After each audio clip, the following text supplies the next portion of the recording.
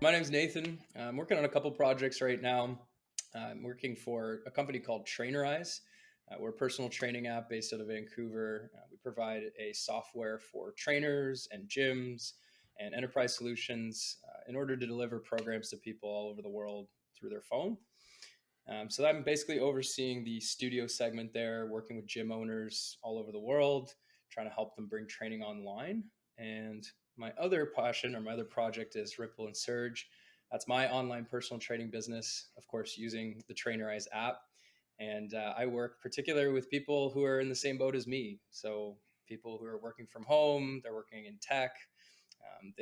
Let's say, were formerly athletic, maybe used to be doing a lot of activity, but since COVID or since joining the corporate world have kind of fallen off the boat or fallen off the horse. So my goal is to try to educate people on how to incorporate fitness and nutrition, mindset, recovery, all those principles into a daily routine that helps you feel better while you work.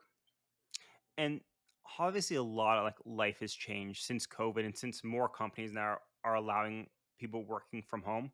Have you seen a shift in activity? Because I would assume if you're working from home, people will be more likely to be active. But or is it the fact that once you're home, it just is too easy to not do anything? Or have you, or is it always been the same, and now it's just much more of a common topic to talk about fitness? Mm. I think it really depends on your life situation at home, right? I mean, for context, I used to work at Indeed and I was working with a lot of different employers at that time. And I think the ones that were trying to hire people remotely would tell you that anybody who was working from home with a family was really struggling, and fitness just was kind Mhm. of out of the equation because you had a kid to deal with. You had all these other tasks that just take precedent. Whereas I think somebody in our situation, maybe where you're at home, it's just you have the freedom and the time and the resources to prioritize your schedule and kind of create this environment for yourself that is really conducive to being healthy.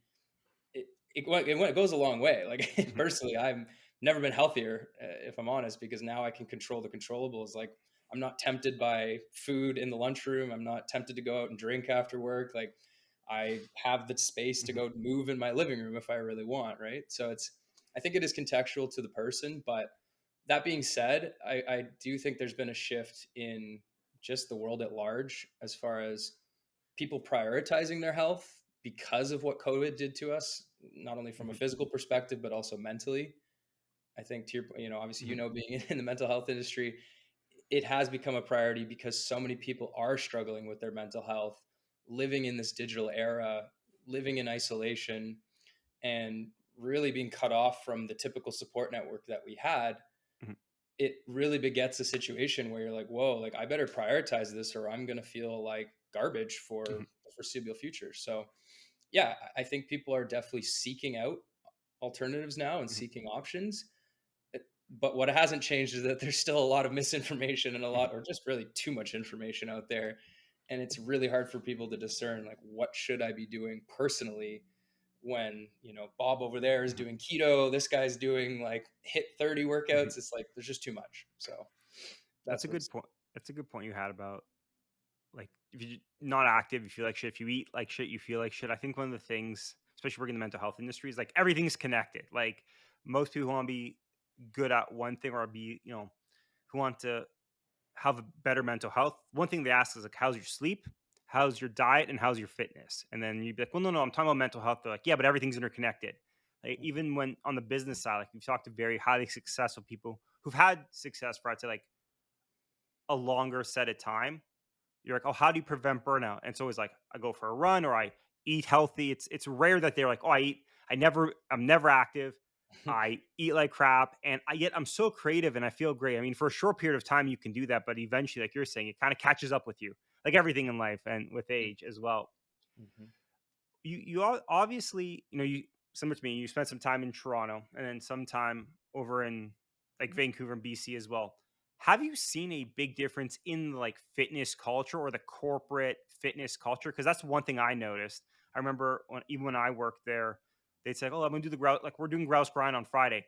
Never once has any office in Toronto said, "Let's go on a hike on a Friday." Is there that? Have you seen a big difference, or is it more the fact that the weather's nice, so it's like summer year round to some extent? Yeah, you're right. Situation. I, I always laugh. There's really two people you see on the trail, and I've noticed this. Like you Mhm, go out, you do a hike, and you see somebody who like was prepared to go hike that morning at 6 mhm, a.m.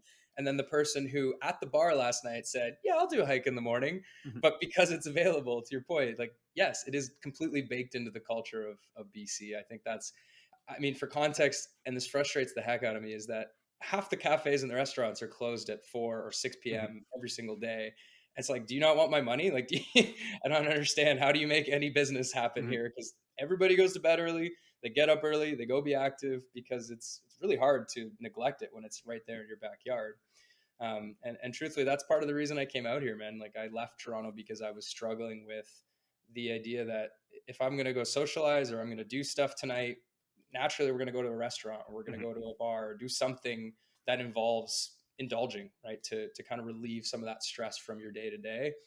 And I do think there's a large constituent of people our age, especially in the tech mhm, industry, that are in that pattern, right? They work so hard. You're always in a growth mindset. You're always mhm, ambitious, and you're going and you're going, and it's very hard to unplug and unwind and get away from that when you have these ambitions, you have these goals, and there's nothing wrong with that. mhm, But I think to that point, it's your environment does play a very large part in how you deal with that stress and that stimulus. mhm. I think that is very true because even I was never a big walker or hiker, and I'm probably still am not. But it's when I was around everyone who's doing it, it's kind of like the easiest things to say yes and just follow along. Like if everyone's eating healthy or everyone is going on a hike, you're like, well, the norm is to do that. So you have to go out of your way to be different and an outcast and Yeah, go home and not be active. So I think you're super right in regards to how your environment plays a big role and how, especially if you're working from home, yeah, depending on what your home's like, can play a big difference, especially if you're very much in isolation. W- yeah. One thing you also, oh, yeah, go ahead. I was just going to build off that because I Mhm, think it's worth noting that your environment that you control in your home is just as impactful as the work environment that you have, mhm, and especially now that we're working from home. So I think from just a very high level, the first thing that I look at with clients mhm, and the way that I try to implement some sort of strategy is to just simply eliminate some of those things in your environment that trigger that response that's like I'm going to distract myself from the discomfort that I'm feeling or the lethargy that I'm feeling or the however tired I am. mhm, It's like very easy to pick up your phone when there's no one else around you. It's mhm, very easy to go sit on the couch when it's right behind you and you're in an apartment. Right? Like setting up your apartment and being strategic or really just any space mhm, that you're in, having that separation for different tasks is by far one of the lowest hanging fruit that mhm. you can take to change your environment and make it more advantageous for you. That's interesting. I never even though that makes sense, I never really viewed it like that. What would be a few things that are like common low hanging fruit that to remove from your environment? What would be like when you're talking to a client, like some of your common things are like, hey, get rid of this or change this off the top of your mind. Yeah. Well, I'll be transparent. These aren't necessarily original ideas. So if Mhm, anybody is curious, read the book Atomic Habits. That's mhm, that's largely where I've pulled some of these strategies. But mhm, really, he talks about having separation or rather association for mhm, different purposes in different spaces. mhm, So, for example, it looks like you're in a lovely mhm, leather-bound mhm, library there that mhm, smells of rich mahogany, right? mhm, Like you're going to associate that space with working and mhm, doing things that are productive. And it's almost like the moment you step into that space, your brain associates it with that, and now it's like, okay, this is what we're doing. But when you have everything kind of coalescing in one spot, it becomes really hard to discern what you should be doing. And so when you, for example, look at something that triggers that idea, like, hey, if I go there, I'm going to mhm, be feeling better. It's hard to really center in on what's going to help you get traction, mhm, if that makes sense. So what I start with is saying like, let's start by eliminating so that there just isn't the option to do certain things. Like for example, in mhm, a kitchen clean out would be like, just don't have chips in your cupboard. mhm, Like then there's no option. Like simply clear out the stuff that isn't helpful, and now there's no option. So starts with grocery shopping, buying the right things. As far as actually setting up for physical mhm, exercise, have access to an on-demand library. That's step number one. Like, set your environment up so that it's right there, and you go, if I want to do something to help my shoulder feel better Mhm. today or my low back, I know where to get it. It's right there. It's super easy in my living room. And as a step forward to that, it would be like, lay a mat out so that every time you come into that space, you see the mat and you're like encouraged to Mhm. do that physical activity. Like, I keep a kettlebell and a rolling pin like right next to me the Mhm. entire day so that I'm just like, instead of sitting here all day on the Mhm. computer, I'm going to do something physical every hour because I know it's going to make me feel better. So It's eliminate first mhm. and then implement better things. I think it's such a obvious uh it's obvious thing to like eliminate negative stressors or negative things, but also just making life easier for you or for your future self. I always hear it, people say it's like the classic thing. I remember I always thought it was silly back when I was more involved in fitness, like many others in undergrad, and they were like, have cut up apples in the fridge. So I Mm, like my apples cold. And I was like, that's not going to make a difference. Like an apple, you can just grab it already. 9 day. Having cut up carrots and apples in my fridge, I started eating way more. And it's like the little things. And they always say if you have, if you have young kids, you're trying to get them to eat more veggies, like have it ready in the fridge so you don't have to prepare. Like it's the quickest things, the healthiest thing. And you have to go out of your way if you want to try to have, chips or anything else or other indulgence, like making the dopamine hit harder to get is mhm, something you sometimes tend to hear, mm, which it's and I like what you said with like having the kettlebell or having anything fitness related or having like your I know people used to say, like, having their running shoes at the beside door. them or ready to go, so when they're like looking down they're like, okay, like, oh, I put my shoes right now or I'm going to put them on before my meeting, so after my meeting I can just leave the house. Yeah. It seems illogical, but like you're saying, it's just easy. You're just preventing any of those ways of backing out or preventing you from going. Mhm. Well, because S- I think we all mhm, bank on the idea that we might have enough willpower, or we hope that we'll have enough willpower mhm, to overcome distraction. And realistically, I think I was reading another book called mhm, Indistractable, and he posits that there isn't such thing as willpower. Like, we don't have a finite mhm, amount of it.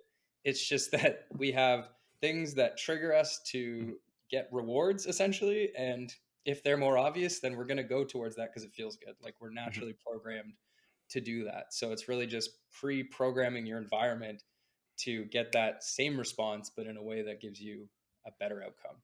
mhm.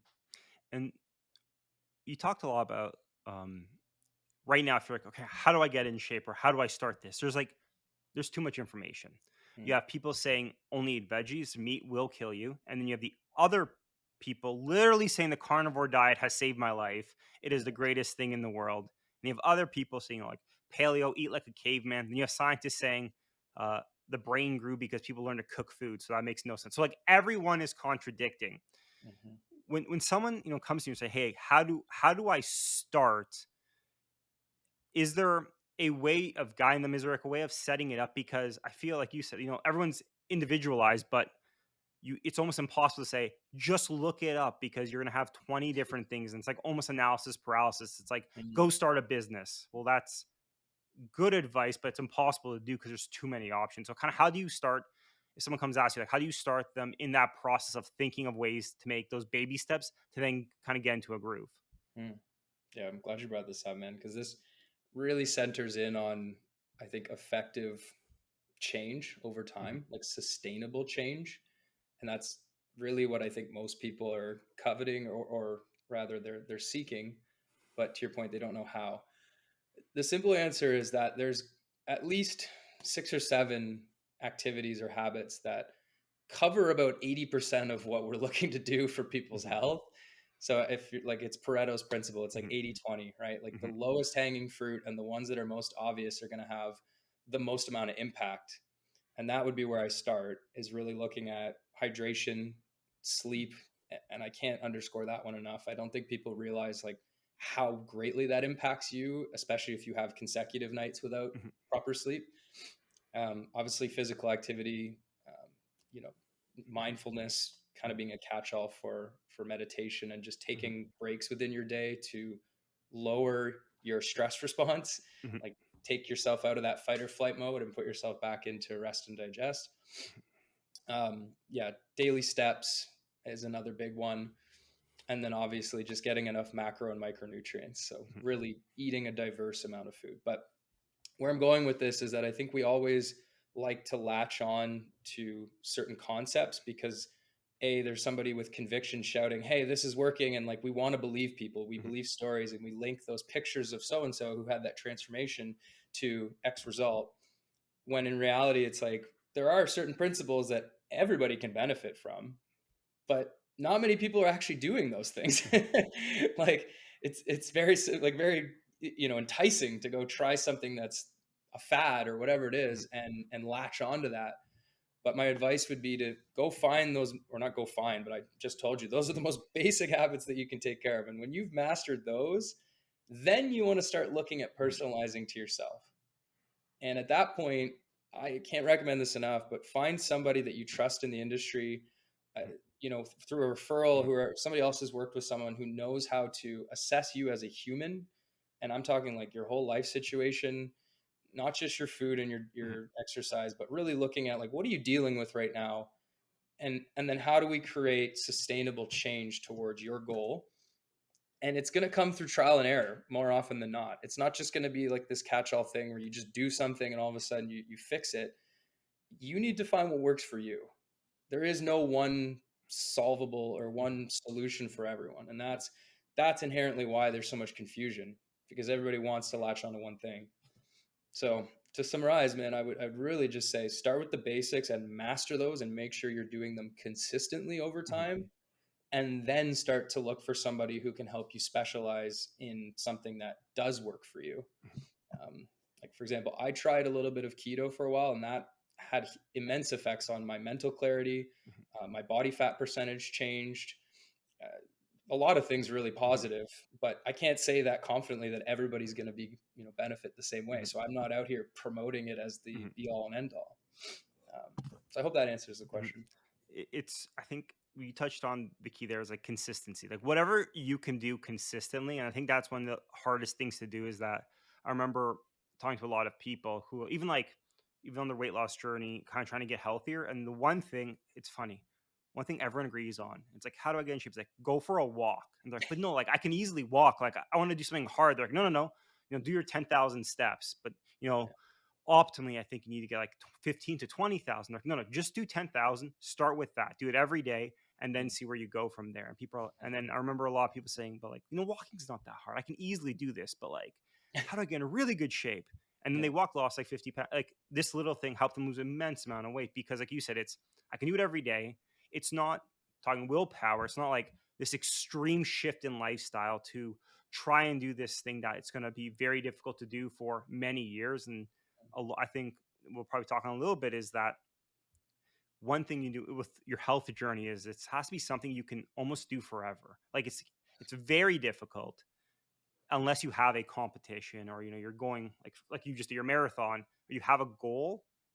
Once you're done that goal, everyone tends to then go regress back to their norms. You almost want to change your norm. And I think that Mhm. is the one thing, especially within fitness, is like everyone agrees walking is great for mental health, get some sunlight, and it's Mhm. pretty simple to do, or at least getting outside simple to do. And it makes, like you said, like the pretty drastic change. And then you can kind of start specializing when you go from there. Mhm. And funny enough, I was talking to someone else who was more like a skin coach, so for like acne, and they were talking a lot about nutrition. They were like, hey, there's some foods that are better for your skin and worse for your skin, but they said you also have to figure out like some things in life aren't optimal, but they make you happy, and you just have to do it. So a lot of Mhm. people who like loved, for example, pizza, and they were like, look, like not eating pizza is stressing me out and causing me other issues in my life. And they're like, hey, just have pizza like once a week, or like Mhm. one slice once a week. Mhm. It's not optimal, but you have to have a little bit of fun. But because they were like you were touching on, it was maintainable for them. They can do forever, and it's not like a huge shock to the system. So Mhm. it's pretty good advice. I think, yeah, like many people starting in, they're like, I'm gonna just eat veggies. And then you're like, I hate just eating vegetables. I'm done with this. Yeah. So when you find people kind of start the journey, what do you think is the biggest difference from people sticking with it versus not sticking with it? Is it something that is like, is there any key signs when you realize people maybe, I'm not saying pushing too hard, but kind of, is there something you kind of tend to see where they're like kind of going maybe too extreme too soon? and you could see the burnout, or how does that work? Oh man, that's tough because I think you could really get into people's different personalities, Mm, and some people thrive on that, right? Like I've worked with some people who are, let's say, I don't know if you're familiar with the personality domains with the mhm. colors, right? You get like the reds who are your Yeah. dominators, the drivers, right? And your yellows are all fun, and the blues are analytic, and Mhm, green are more empathetic. So for people who are in that upper echelon of mhm, the spectrum, they can go for a long time and they need to be pushed, mhm, right? But anyways, to answer your question without getting more specific mhm, like that, I think the biggest factors is accountability. So if it's been publicly known that they're going to be doing something, that's a huge indicator whether or not they're serious and they're actually going mhm, to do it. mhm, And also to that point is there going to be some sort of gratification along the way. That's a huge missing factor. I think when we start thinking of like achievement based goals, like I want to lose 30 pounds or I want to run a marathon, for mhm, example, the end goal becomes everything to them, and they'll do anything to get there, but they forget about the 90 days leading up to mhm, that every fifth day where you just feel like garbage and you don't mhm, want to do the things that you need to do.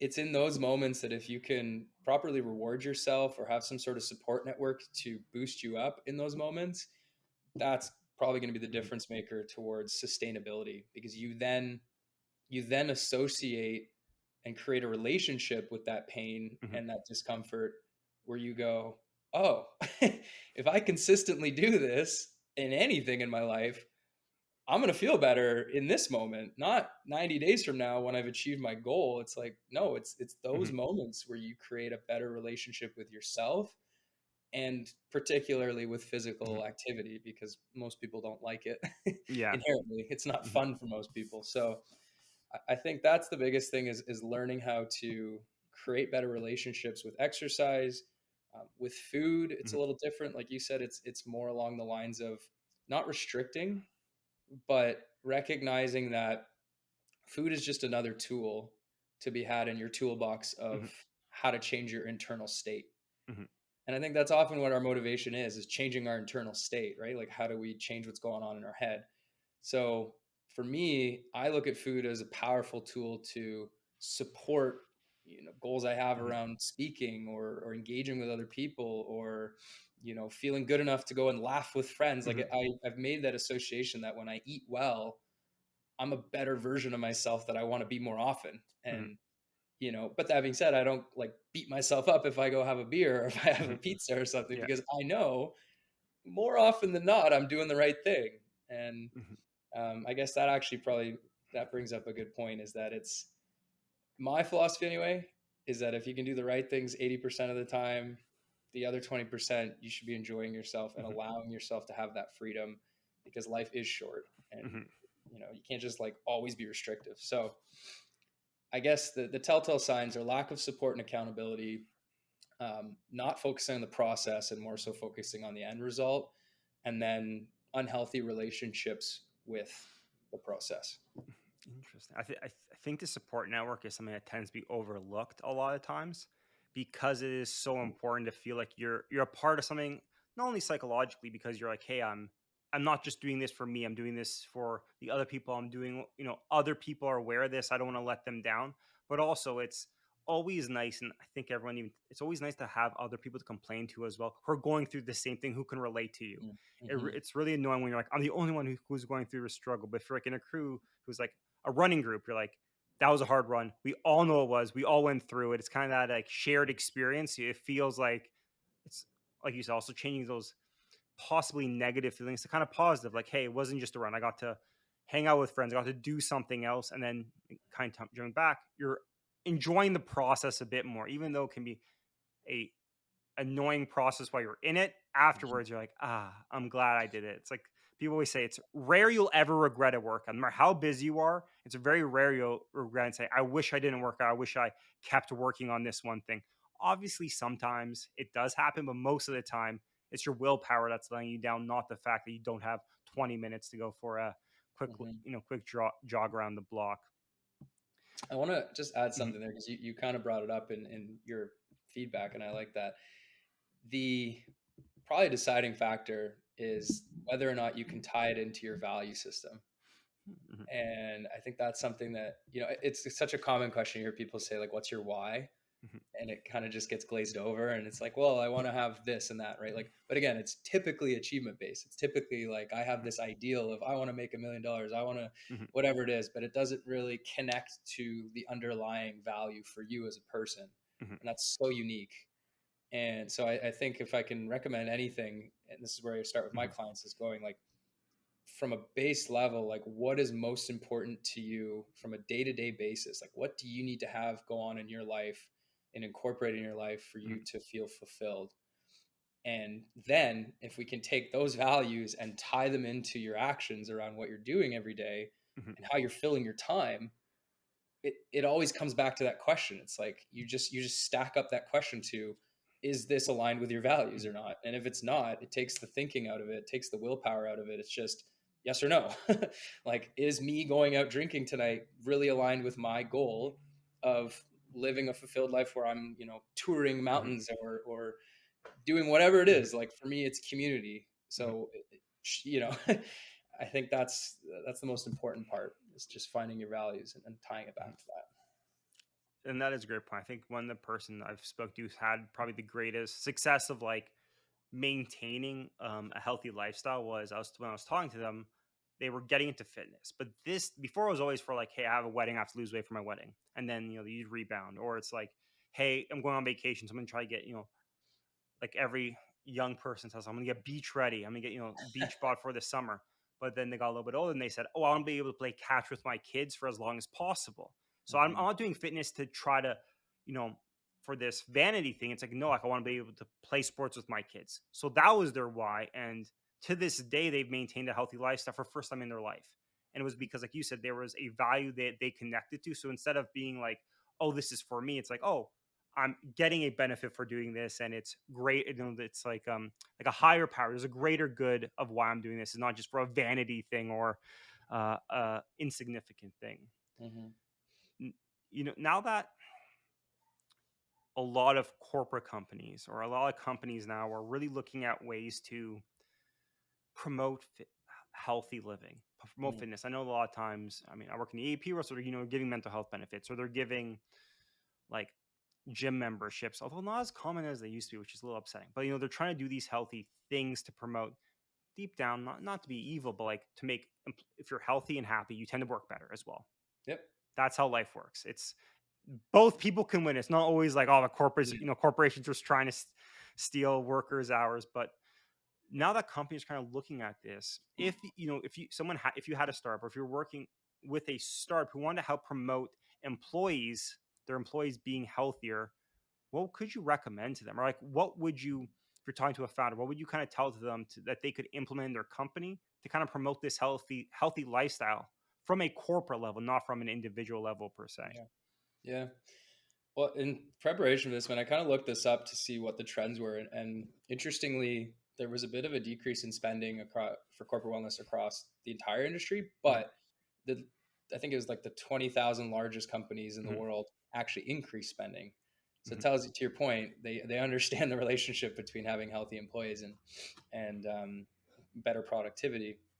And so I think there's four things you can break it down into as far as what's most effective for a corporate wellness program. And we actually have a corporate wellness provider at Trainerize that Mhm. uses our app, and I'm working with them to implement that. So Mhm. the main thing that we focus on is personalizing the experience for the employee.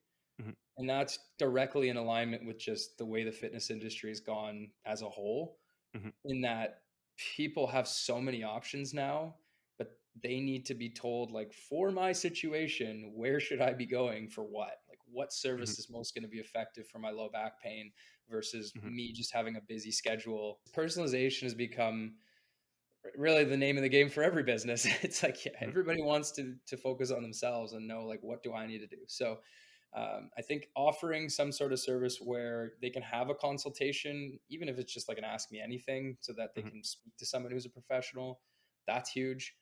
But more ideally is that the trainer or the fitness professional acts as a fitness concierge, where Mhm. you come to them and say, here's my week, here's what I typically do. Tell me when I can squeeze in X and what I should be prioritizing, and then give me a plan to follow. so that they don't have to think about it. They just have to follow something. Like taking the guesswork out is such a huge game changer. So personalization would be the big one. Diversification would be the second one. And really all I mean by that is just having a lot more options. So for example, Mhm, having classes, having challenges, having mental health mhm, versus physical health options available to your employees, because again, being that everybody wants it to be personalized, they need to know that they have access to the tools mhm, that they want. So our corporate wellness provider right now, what they're doing is they're offering a mental health mhm, challenge for anybody who wants to participate, and it's all habit based. So essentially, we're just logging in and saying, "Hey, like I did mindfulness today," and I'll take a picture of it so mhm, that the coach can see that. And maybe we get 10 to 20 people who actually participate in that. mhm, But then on the flip side of that, I work personally with a coach one on one to discuss my nutrition, my daily eating habits, my blood work, even can send a test in for that. So mhm, essentially, it's just me really just providing different options is the main mhm. thing. Obviously, you're part of a lot of people's fitness journeys, and obviously it's always changing. If people want to follow along your journey, kind of follow along how to get in shape, kind of live a healthier life, how could people get in contact with you and follow your journey along as well? Hmm. Really, two places that I'm posting right now would be LinkedIn. So just Mhm, Nathan Farrish, probably the simplest one for more of the corporate wellness side of mhm, things and really just incorporating it into your daily lifestyle. With the move for, sorry, my Instagram account mhm, is Move with Nathan. And that's a little bit more geared towards just movement every single day, like just giving you ideas on how to incorporate movement mhm, to alleviate stress, to alleviate stiffness with your mhm, joints, especially if you sit or you stand all day as I do. That's a big kryptonite for me. mhm, So I'm always just thinking of ways to try to get people moving and create a sense of mhm. community too, where we can share best practices. So. Nice. And I guess one last thing I just realized, and you talk about it. Why do you, this is more of an opinion piece, I guess, is why do you find people, especially men, dislike stretching, yet stretching seems to give like the best results the quickest? Have you found that also, or is that just me not wanting to stretch? Or do you find that stretching is something that's like overlooked for being a simple solution to a lot of problems, or a simpler solution? Yeah, I guess it kind of comes down to your goals, man. But I do think it's just because it does require a lot of time in a static position. So Hmm. it's really just we get bored. I think this is the simplest answer. Hmm. And it is such an arduous process over time to actually see results with it. Hmm. To your point, man, and just as a preface to stretching, like if you're going to hold a position, hold it for at least 2 minutes. Like don't just rush through it in 30 seconds because that physically doesn't really do anything Hmm. for your tissues. Like it might for before a workout Hmm. prepare your tissues in that moment, but it's not going to change the length of your tissue permanently. It's not going Hmm. to make a difference in your range of motion. So that's why people who do yoga and other static type activities, they're so much more flexible because they've spent an hour doing like five positions. Like they're just holding the same position Hmm. over and over. It's that type of repetition that makes a difference. So the short answer is if you want a great way to relax at the end of the day, I would recommend stretching then, like static Hmm. stretching, because it incorporates breath work. And Hmm. your breath is probably one of the biggest keys to changing your internal state. So learn some breathing patterns, like Hmm. really learn some deep breathing through your nose. And that will make a huge difference in how you feel overall. But I would shy away from the static stretching, before a workout, or if you're trying to like get warmed up and move in the morning, switch to mobility. And that means just actively like moving your Hmm. joints throughout their biggest range of motion, like control as much range as you Hmm. can. So there's two different intents. Um, if you wanted ideas, I got you.